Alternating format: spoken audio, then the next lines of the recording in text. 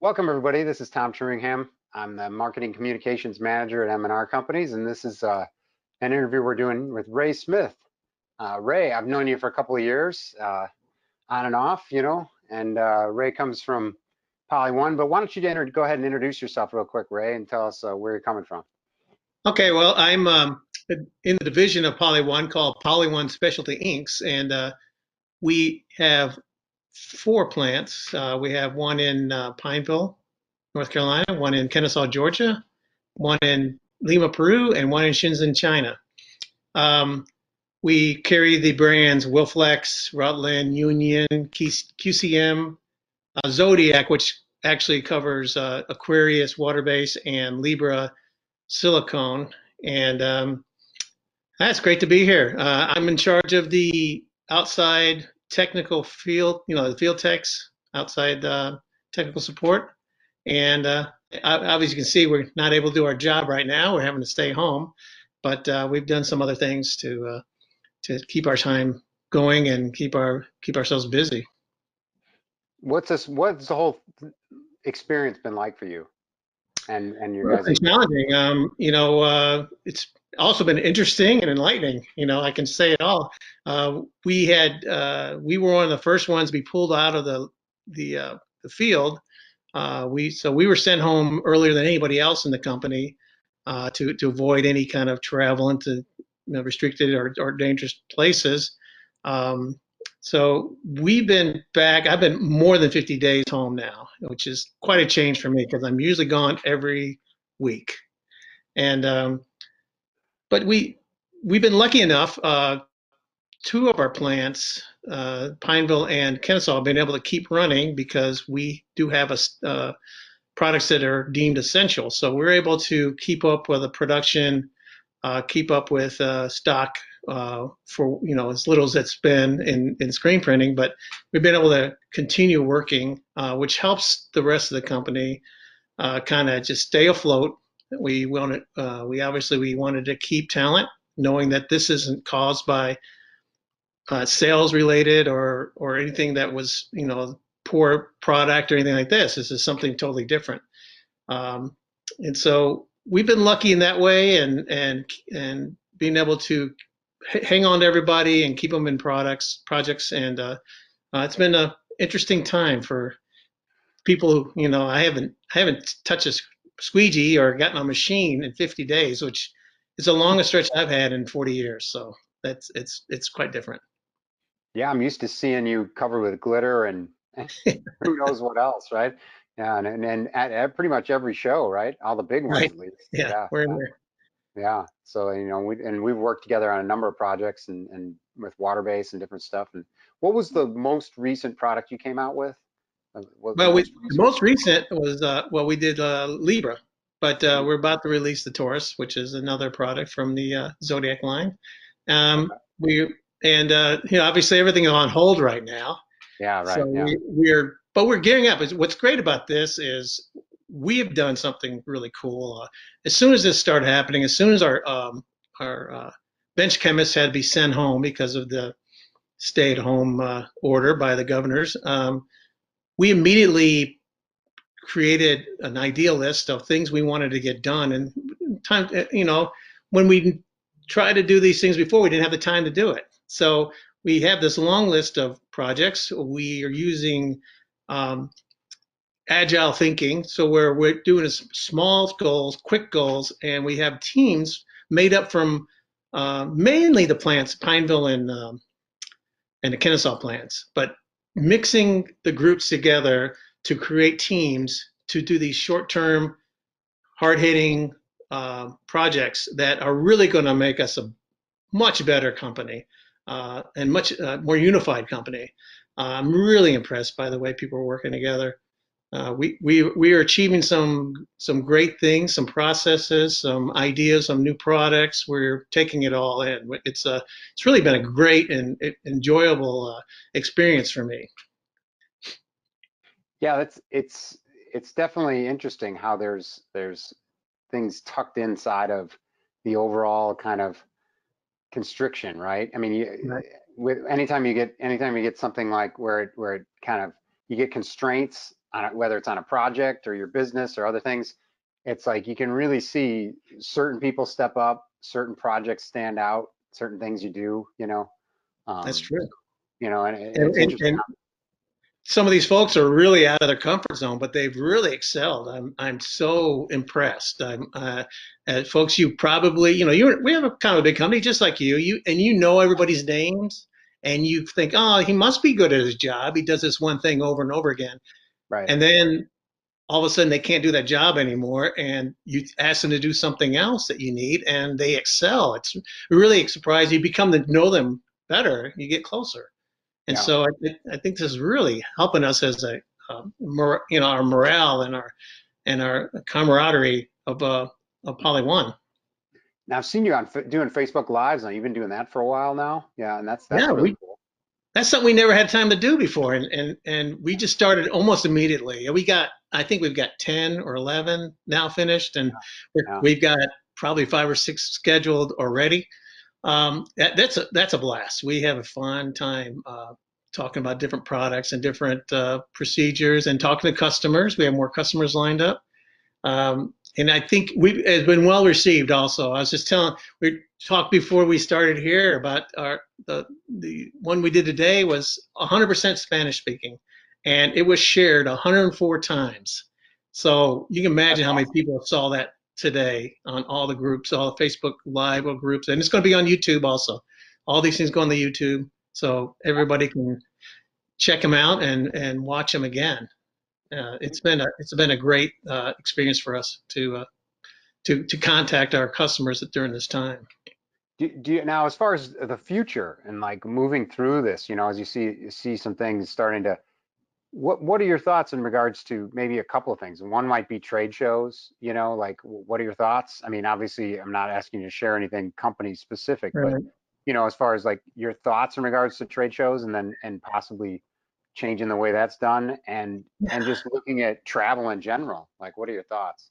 I think I think this opens up more opportunity to not travel, not spend money, save money. Companies can save money because now people are getting more used to this type of communication here. Before we hardly ever used the Zoom, and stuff as like intercompany meetings that you need more than 10 people. But now we're doing, you know, uh, customer meetings. We're using Facebook Live in a way to reach out, and we're using FaceTime Hmm. uh, with customers where they can carry the phone over to the press and show us a problem. It's quicker than flying there and see if they can reproduce a problem. Now they're getting right on it. We're able to share it. So we get contacted quite often. The other techs get contacted quite often on the phone. They talk them through it, and then sometimes we'll get on the FaceTime to actually see the problem and try to work it out at that moment without having to travel. And that's a money saver for everybody. Yeah. You know, Yeah. It's funny. We looked at the costs and what we spent last year prior to January in travel and with teams going to different shows and everything. And it's just, yeah, it's a lot, it adds up. So what and are your as far thoughts as about trade shows? Yeah. Yeah, as far as about trade shows, I am not sure. I mean, I think trade shows are great. It gets people in a group with other possible customers and other people in the industry. It's difficult to get that many people on a Zoom call. I feel Yeah. this is just totally my opinion. I think they'll come back. I think they'll come back strong. In fact, Yeah. I feel like we're going to do well toward once we get back. Things got to happen. Yeah. There's still retail out there. There's still Christmas coming up. There's still a lot of things that are happening that when they come back, I think people will be ready to come back strong. I can't predict anything Yeah. as far as a trade show, but I feel like there'll still be some trade shows. I don't know if there'll be as many as there usually. We've had so many trade shows during the year. Oh I yeah. don't know if there'll be that many, but I think they'll count. They still count. I think. Well, one thing I mentioned in a different, interesting to get your take on it, but you know, and again, I've been around this industry for a while, and I know you've been here for a couple of years as well. So it's like when people first were going to trade shows, it was much more about information gathering, and now you really do see a significant portion of what people are trying to do at trade shows being different. It's almost like it's much more of a networking, or I want to see the people behind the company, or I want to get a feel in comparison how one company is invested in their product versus another, or Yeah. you know what I mean? It's more of an analysis and a networking thing in some ways. And so I feel like that need is still definitely there. It's just, but does it serve, does that forum serve it versus, another forum? And I don't know, again, I don't have the answer either, but I'd just be interested in your take on that.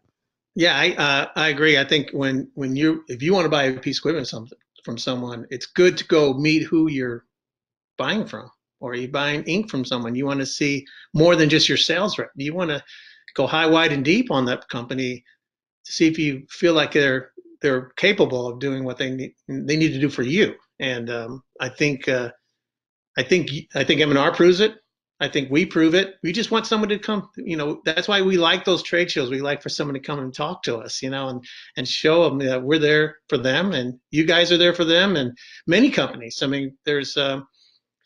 I feel like it's people want to do business with people they like, and they know that they can deliver. So I feel like it's a very important need to be able to meet everybody that you're going to be dealing with, whether you're not dealing with them specifically.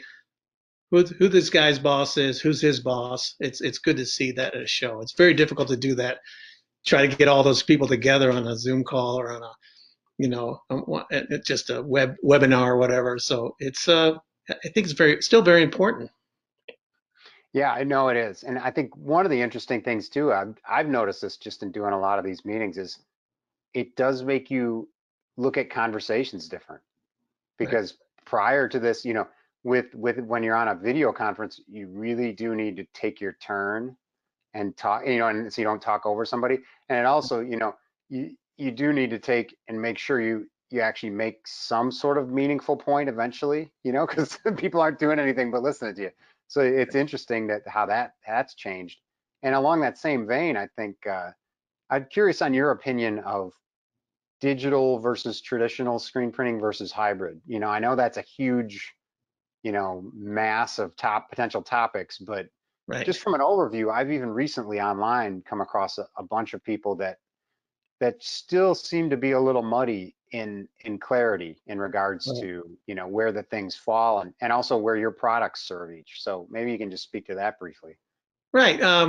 So I see every one of those products, have a place. Okay, they have a great target audience that it's just perfect for, direct to garment for one. You're talking about, so a little slower. I mean, it's fast, but it's a little slower than screen printing, and little numbers, variable data, direct to shirt and everything, flat printing. I'm sure you guys are working on things to change that.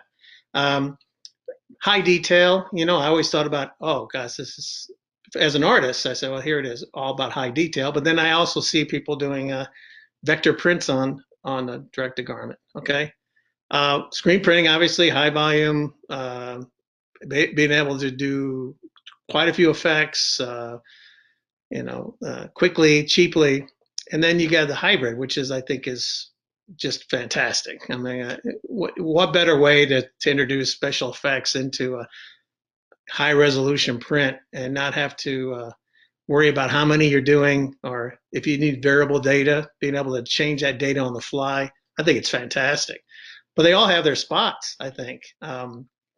I believe if a company really wants to look into it, they just study their customer or anything else, or even the industry they're selling into, and see what fits.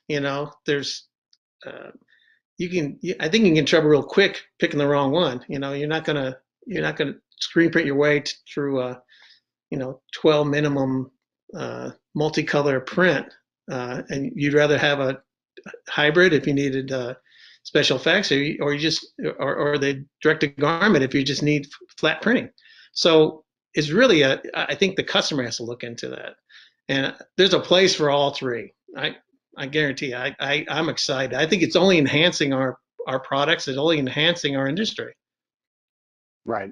Yeah, no, I think, what do you think about this maybe compression from this whole, global pandemic? Do you feel like it's going to accelerate a shift to digital? I mean, there's a lot of people that are saying it's going to be dramatic. I don't really, it's so hard for me to predict at this moment. I'm just interested in your take on it. What are Well, your I thoughts? I was already seeing a shift to digital. There were some forward-thinking people that were saying, okay, I'm going now and I'm doing it. And I think it was already building. I think you probably know better than anybody with your hybrid machine and with the digital squeegee, how it was growing. I think I picture this whole deal, what's happened this year, as a big pause button. I don't think it's going to change anyone's thinking, but I do think it gives people time to think. So now they're saying, okay, do I really need all that equipment? Do I need all that pre-press? Can I go to hybrid? Do I need everything? Do I need to do all this art? Maybe I don't have an art department. Maybe it's time for me to do this kind of printing. And analyzing the kind of customer they're going after. I think people will be shifting their customer base. They probably lost some customers, and there'll be new customers out there. So I think this is a great time to be kind of looking at yourselves, picking and choosing what you want to do, and hunker down and save money right now, and then be ready to go when it comes back. But I would definitely invest in looking at type of salesperson you might need, or what industry you want to go into, and pick the right production tool to fill that need. I think like I said, I think each of the things we're talking about, screen printing, direct to garment, hybrid, all have a place, and you're picking the direction you want to go. But hey, you know what? Go for it. I think if you know that's what you want to do, and but stay in that industry, stay in that type of printing, know what the advantages are. If you're going to hybrid printing, you know what the advantages are, and exploit that. Go after those kind of customers. Right. So And I think that, one of the most common things that I hear from that is just an understanding of, okay, well, it's digital, but then you still have to print with it.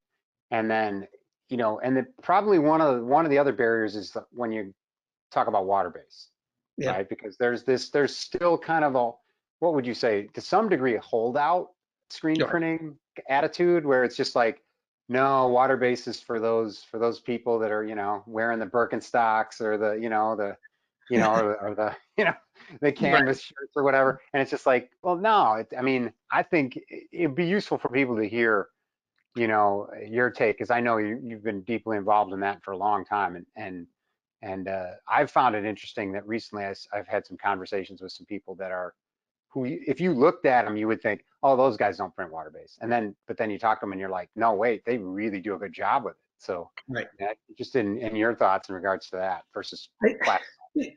I think a lot of things happen. Obviously, there was a push toward water-based because of the non-PVC initiative, but in the U.S., and we're so plastisol strong, we still are. I mean, most people print plastisol, but slowly, I would say even over the last 5 years, the water-based products have improved so much that they're becoming so much easier to run. Um, and it's just about rules. It's not about how bad it is. It's just treat it right. It's just it's slightly different kind of printing. It's relative to plastisol printing, but follow a few rules and you can get through it.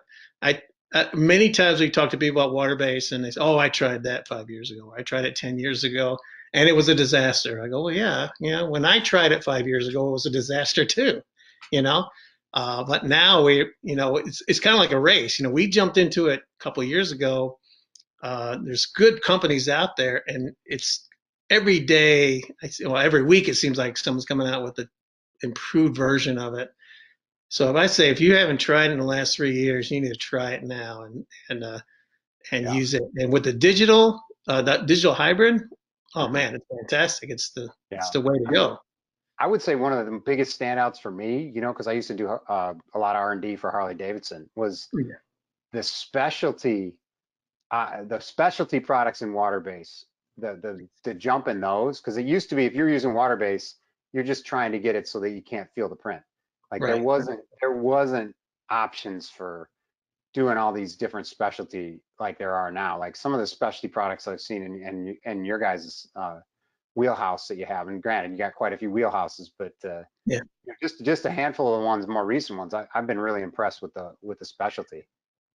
Yeah, I think most people would be surprised how many specialties you can do with the water base and how well they look and how they work as, puffs and, and so on. Of course, some of them I think are even better than plastisol, all the metallics and anything like that. Pearl bases, they look better than plastisol specialties.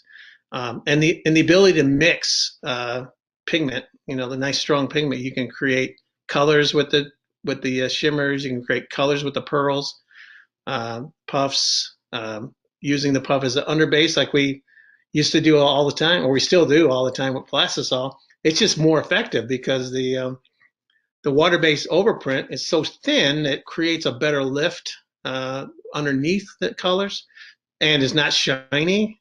So there's some great things with water-based that I feel like are an advantage over the plastisol. And I'm talking about the final aesthetic, you know, Right. uh, Right. and really it's not that bad on press. I mean, there's some rules you got to follow, like I said. Right. You Yeah, know? no, that's the point, right? People go, yeah, you like that specialty, but I'm never going to get it through the screen. Yeah, And that brings up one point that it made me think of, uh, was it's one of the bigger challenges though with this switch to like a video medium, or even like I've thought about that with the trade magazines before. It's yeah, just so difficult to show a really good quality specialty print, especially where it reflects light or something in a right. real strong way to people. You know what I mean? And get them excited, which is one of the things that I so enjoyed coming to your booth at the show and just seeing Yeah, those little vignettes that you guys set up. That was such a cool display that you guys had. That was so I appreciate impactful because you could see with the lighting the way it was done, and you could just really get the visual impact of that effect. And it's so hard to get. And so and maybe there's not an easy answer to this, but I'm almost, putting the question to you, like, how do people get that experience short of going to your booth at the show? Is Yeah, there a way yeah, to there's do that? another argument for a show, isn't it? Yeah, yeah, 100%. We tried everything, and even getting the best possible video of the way it diffracts and everything, and it still doesn't look great. I mean, it looks great, but it doesn't look like it really looks like. And obviously, we make sets of products, specialty prints, and everything we give out to our salesmen, and hopefully they're walking into customers and showing them. And we have from time to time sent some individual prints to people who are asking about a specific product. That's a little harder to do because we do have to keep our our reps and our distributor reps. You know, we need to keep their hands full of these products, these sample products. But yeah, you can definitely only see them when they're printed. Yeah. And then the only other way to do it is actually have them print it themselves and we give really detailed instructions on how to print it and how we printed it, and our customers can go from there and do a strike off. And we sent, I've seen many times where someone just set up their press the way we ask. We have this thing called Infinite Effects, and we do it for Plastisol. We do it for all our products, and it's just a great way to test out all the different bases and what they do and the looks and see for yourself. And as long as you follow the tight instructions on the water base, you're going to get the good reaction to your special effects. Well, that's great. Hey, if do you have any messages, last minute things, or how do people connect with you guys? And I just really want to thank you for your time today, Ray. And what's the best way for people to reach out to you and find out more about what Polyone and you're doing? Well, if you have any of our salesmen or text phone numbers, you can call them. But I think the best way is text or email because we're still getting those and we're still reacting to them. We can contact you. We're still active. We're looking for things to do. We're ready to talk to people, and we really enjoy helping folks, especially now. There's people need help right away. And and this is a great time for people to explore and search something else and look into other things. And we're willing to be there, whether it be FaceTime or whatever, to look over the things with them and take the time to help them print and see if we can work things out for when things get back and get a little busy, and I really hope everybody's slammed when it comes back and everybody's ready for that. But like I say, right now is the best time to kind of look at what you want to do, get ready to do it, um, you know, organize your shop to be, you know, more slick, more productive, and now it's time to experiment with things you want to try and what you want to be able to do when you get back. I really appreciate your time, Ray, and thanks for all the tips. And it's been great. So I hope So to talk to you again about it soon. anytime, anytime. All I'm right. I'm All here. right. Thank you. All right, thanks.